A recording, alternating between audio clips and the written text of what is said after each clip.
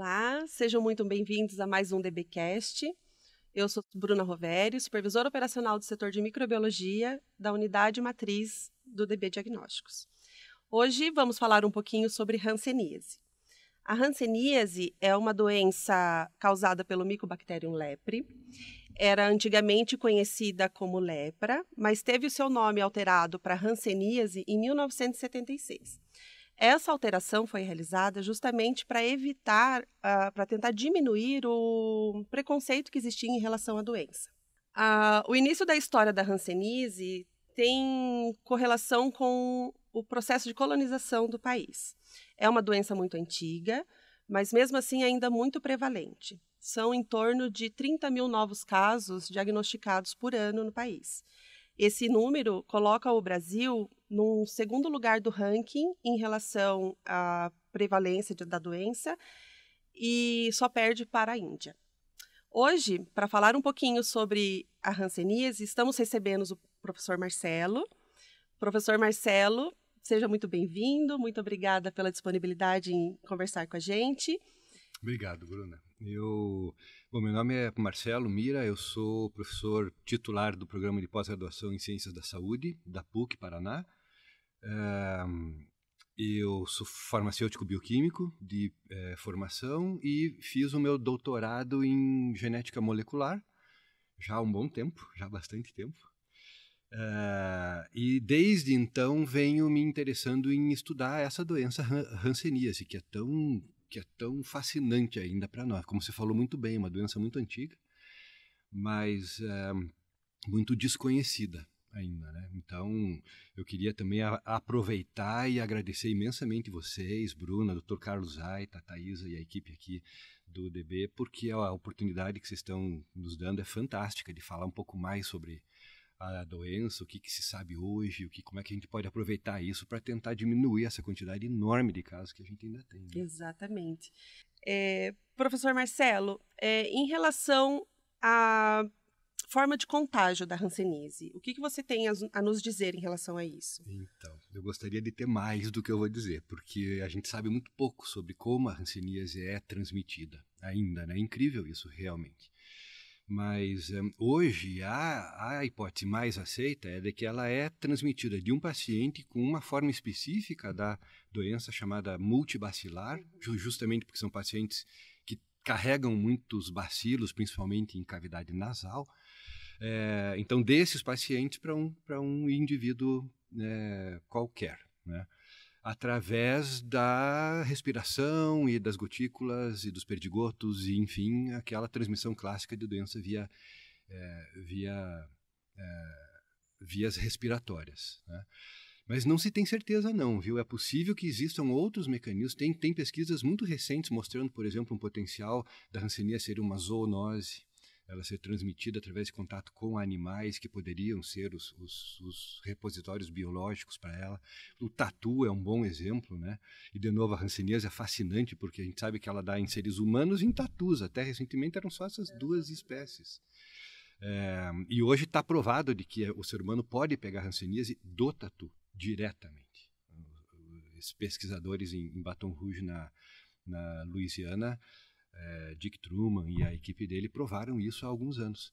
Então, você veja, hoje tem colegas nossos, o Flávio Lara na Fiocruz, está mostrando que é possível encontrar o Mycobacterium leprae, que é o patógeno que causa a hanseníase, no trato digestivo de carrapato. Está muito longe ainda de mostrar que ela pode ser transmitida via carrapato. Não é esse o caso. Né? Mas você fica intrigado com esses achados todos. Né? Então, para responder brevemente, através de secreções de vias aéreas de pacientes com a forma multibacilar da doença, então não é fácil pegar hanseníase, essa é a via clássica, que se aceita melhor, mas tem algumas coisas que a gente não entende muito bem ainda. Certo. E talvez isso, por ser uma doença de, teoricamente, transmissão via respiratória, como que a gente consegue justificar a presença de membros da mesma família que alguns possuem a doença e outros não? Tem algum fundamento genético em relação a isso? Obrigado, Bruna. Você foi uma excelente aluna. Porque aí você entrou na minha área. Exatamente. Né? Eu estudo exatamente isso. Qual é o que tem potencialmente no genoma das pessoas que pode explicar por que algumas pegam hanseníase e outras não. Na verdade, a gente sabe, inclusive a gente tem dados próprios que mostram que cerca de 5% da população é suscetível e contrai hanseníase na medida em que é exposta ao Mycobacterium leprae. Só 5%. 10% é naturalmente resistente. E o que eu faço é isso, eu vasculho o genoma das pessoas tentando encontrar variantes que estão associadas a você ter um risco maior de ter hanseníase ou não. E depois a gente vai atrás para tentar entender como que essas variantes genéticas modificam os genes e suas funções de tal forma a permear o organismo a invasão pelo Mycobacterium leprae. Então você veja uma coisa curiosa, as doenças infecciosas, aliás, né, como um todo, eram muito vistas como hereditárias na era pré-microbiológica. Né, quando não se sabia que as bactérias existiam, e era muito fácil admitir que elas eram hereditárias, porque aglomeravam em certas famílias, embora nem todos peguem, como você falou. Foi com as descobertas dos micro-organismos, Pasteur, Hansen, Koch, etc., que se começou a pensar na hipótese microbiológica. E aí esqueceu-se a genética completamente. E hoje a gente sabe que as bactérias são necessárias, mas não suficientes para explicar hanseníase e outras doenças infecciosas em geral. Bote Covid, bota o que você quiser aí. Né? Por quê? Porque tem o lado do hospedeiro que é super importante. E é aí que a genética do hospedeiro entra para tentar explicar essas coisas. Então você está certa. Nem todo mundo numa mesma família necessariamente vai contrair hanseníase, porque alguns vão ter um make-up genético de predisposição à doença e outros de resistência. E isso então, pode justificar também o fato de a grande prevalência da doença ser em sexo masculino? Ou isso não faz muito sentido? Porque o Ministério da Saúde, até 2021, liberou um estudo, né, dizendo que 55% dos casos positivos até 2021 era do sexo masculino. Então, você está certa. E essa é uma pergunta muito boa, para a qual também a gente não tem a resposta ainda. Veja, o que eu posso te dizer? Como geneticista, nós fizemos alguns estudos até aqui que vasculharam o genoma completo das pessoas buscando essas variantes, incluindo o cromossomo X. Né? E nós não encontramos nada que indique que esse efeito de uma prevalência maior em homens do que em mulheres tem um fundo genético ou biológico. A mim, se você me perguntar, me parece mais comportamental. Por exemplo, os homens vão mais ao médico, eles têm menos medo, enfim, aí a gente é livre para gerar hipóteses, né? E eu não tenho essas respostas, mas assim, baseado no que a gente já fez de estudo genético, repito, não há nada que sugira que esse efeito de uma prevalência um pouco maior nos homens do que nas mulheres seja biológico. Sim. E assim, 55% não é tanto assim, né? Se você pensar meio a bem, meio praticamente, né? E em algumas partes do mundo isso inverte, entende? Que também é um sinal de que não deve ser genético, deve ser comportamental. Né? Regiões do mundo em que tem uma sociedade, uma estrutura social um pouco diferente da nossa, você vê coisas diferentes acontecendo, sabe? Mas é uma excelente pergunta, realmente. Vamos ficar de olho aí nos dados. Professor Marcelo, em relação ao diagnóstico, a gente tem um índice muito grande de testes de baciloscopia, né, através de coletas de linfa, tanto cotovelo, joelho, né, às vezes de borda de lesão. E um resultado negativo dessa baciloscopia, a gente pode excluir o diagnóstico ou não? De jeito nenhum. Você sabe bem, o diagnóstico da hanseníase é essencialmente clínico. Né? Os testes de laboratório são de suporte, como tem que ser. E, veja, a patogênese da doença ela é muito complexa. E ela mostra que, uma vez que você é suscetível e contrai hanseníase, uma próxima etapa é como que essa hanseníase vai se manifestar clinicamente. Né? E esse leque, existe um leque de formas clínicas aqui que vai desde a forma chamada paucibacilar ou tuberculoide, até aquela que eu citei agora há pouco, que é a multibacilar ou lepromatose. Né? Algumas pessoas usam o termo virchoviana, para não usar o ou lepra, que você mencionou bem agora há pouco. Tá? E isso correlaciona muito bem com o tipo de resposta imune apresentada pelo hospedeiro. Né? A forma paucibacilar está associada com uma resposta TH1, que é celular, que é eficaz para conter a doença, e a forma multibacilar está associada com uma resposta TH2, que é humoral, que é baseada em anticorpo, que para um patógeno intracelular não resolve muita coisa. Né? Então, veja, e a maioria dos casos que a gente vê em muitas partes do mundo, inclusive Brasil, são paucibacilares. E o que caracteriza a forma paucibacilar? A ausência de bacilo na lesão e poucas lesões. Então, é muito comum o paciente ter se ele tem menos de 5 lesões ou ausência de bacilo, isso não quer dizer que ele não tenha hanseníase. Ele pode ter a hanseníase na sua forma paucibacilar. Entendi. E vale a pena investir em uma nova coleta, uma nova investigação, ou só pelo estado clínico do paciente a gente já consegue fechar esse diagnóstico? O diagnóstico, como eu disse, é essencialmente clínico. Eu acho que existem outras maneiras de você tentar buscar apoio a esse diagnóstico. A anatopatologia é um excelente exemplo. A biópsia de pele, quando bem feita por um dermatopatologista, se possível especialista em hanseníase, tem gente assim por aí, viu? São super. Essas pessoas são capazes de ajudar tremendamente, embora não encontrem o bacilo, mesmo na biópsia, eles encontram características do tecido que sugerem hanseníase. Por exemplo, na forma paucibacilar, granuloma, bem formado, bem organizado, mesmo na ausência de bacilo. Então, isso, junto com a clínica, é que normalmente ajuda muito a fechar o diagnóstico. Inclusive, no nosso grupo de pesquisa na PUC, a gente está testando, está começando a testar testes de imunodiagnóstico para hanseníase, baseado em produção de anticorpos contra, por exemplo, proteínas recombinantes do Mycobacterium leprae. Hoje nós estamos testando um teste desenvolvido na Holanda para parceiros nossos que tem 6 antígenos diferentes impressos na mesma fita. É um testezinho desses de fluxo lateral, sabe? Então ele é excelente porque ele parece que captura tanto a forma multibacilar quanto a paucibacilar, embora busque anticorpo. Você falou, mas aí só vai pegar a forma multibacilar, né? Não, esse parece que pega o espectro todo. Então o meu palpite é que, no sentido da tua pergunta, vale a pena continuar investigando?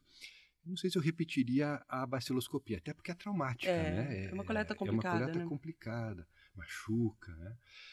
Eu acho que num futuro próximo, talvez, a gente tenha esses testes de imunodiagnóstico e diagnóstico molecular, por exemplo, identificação do genoma do Mycobacterium leprae nas lesões, pode ser muito mais sensível do procurar a bactéria, né?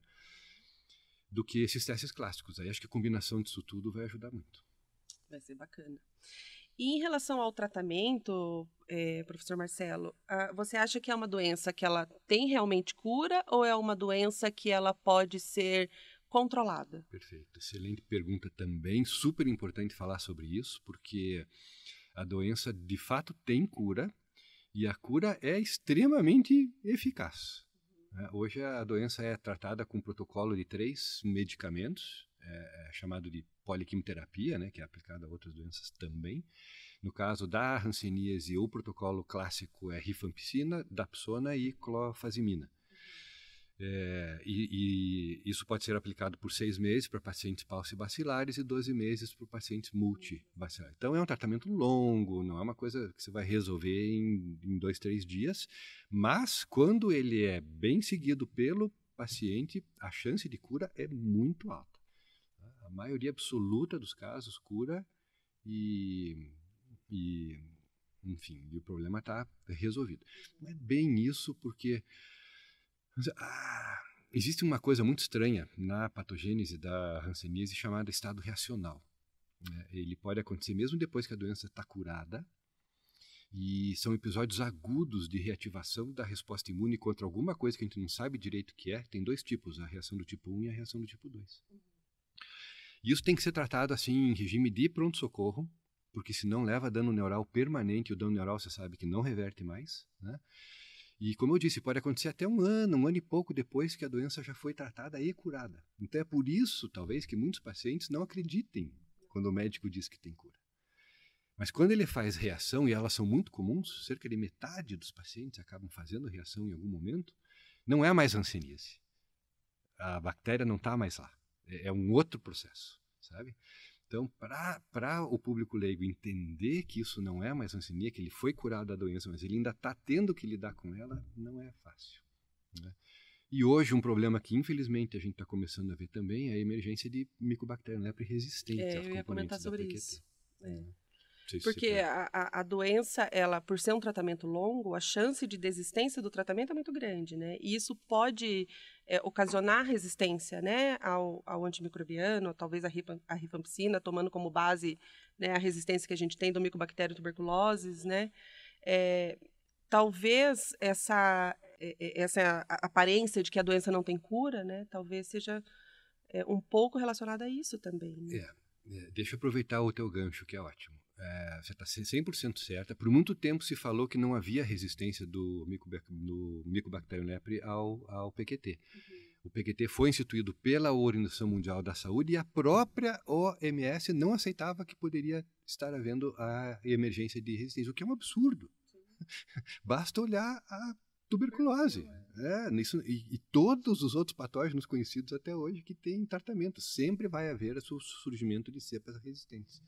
O que era muito difícil era de provar que isso acontecia na hanseníase, porque você sabe, o Mycobacterium leprae não é cultivável. Exatamente. Em meio axênico. Não consegue testar isso. Então você não consegue fazer aquele antibiograma clássico. Né? Agora que você está sendo possível fazer verificação de resistência molecular. Você olha o genoma do Mycobacterium leprae procurando variantes genéticas que conferem resistência. E aí as pessoas estão achando.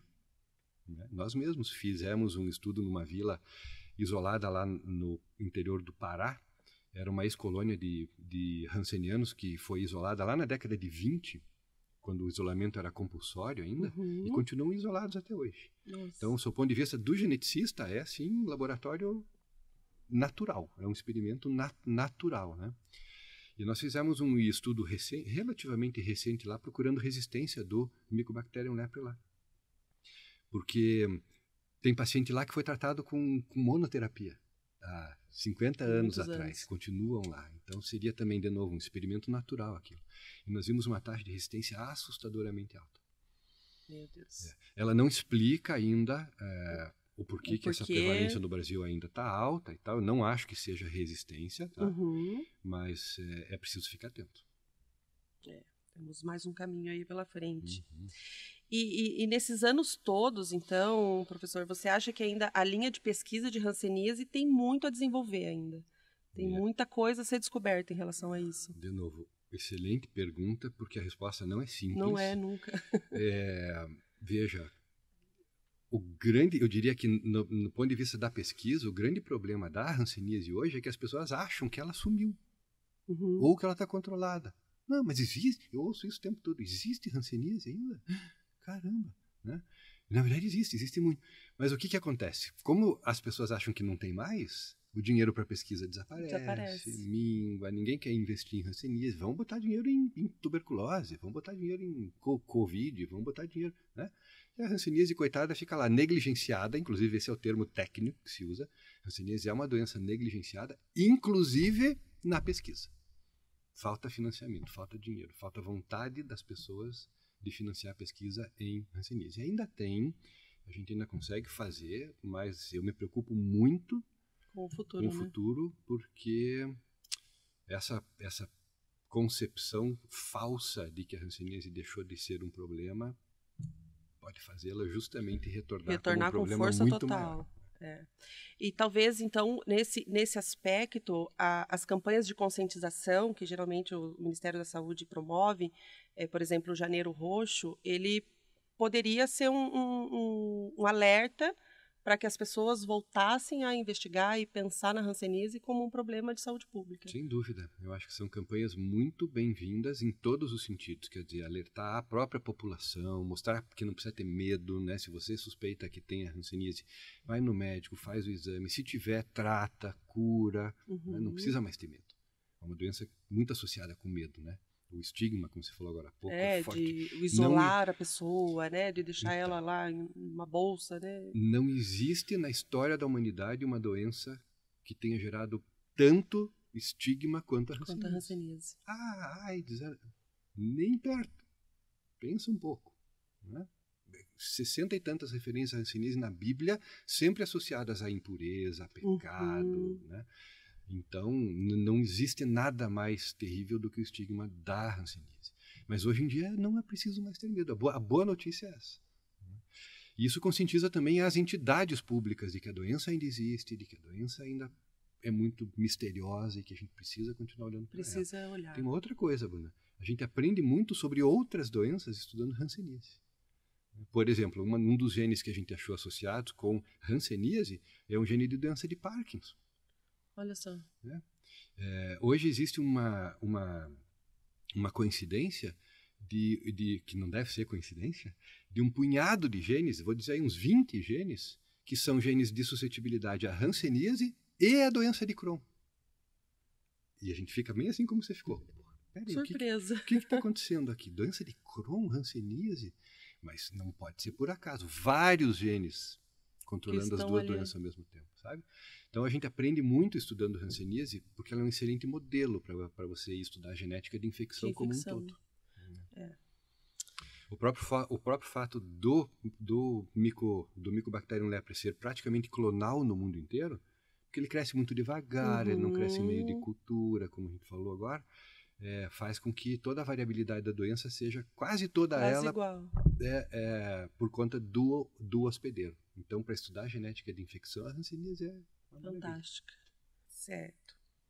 Então era isso. Eu acho que eu gostaria muito de agradecer mais uma vez, professor, por essa oportunidade de discutir esse assunto tão importante. A sua disponibilidade em vir até aqui, conversar um pouquinho com a gente, né, falar um pouquinho sobre essa doença tão misteriosa e tão estigmatizada, né? Fico feliz em tê-lo aqui, né? Agradeço de verdade e que tenham muitas outras aí para a gente poder conversar. Obrigado, Bruna. Foi um prazer enorme. Quem agradece sou eu.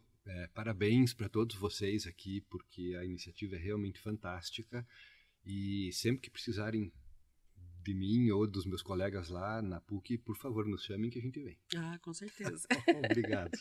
E se você gostou deste material, aproveite para acessar os nossos vídeos, nossas videoaulas, nossos podcasts no canal da UniDB.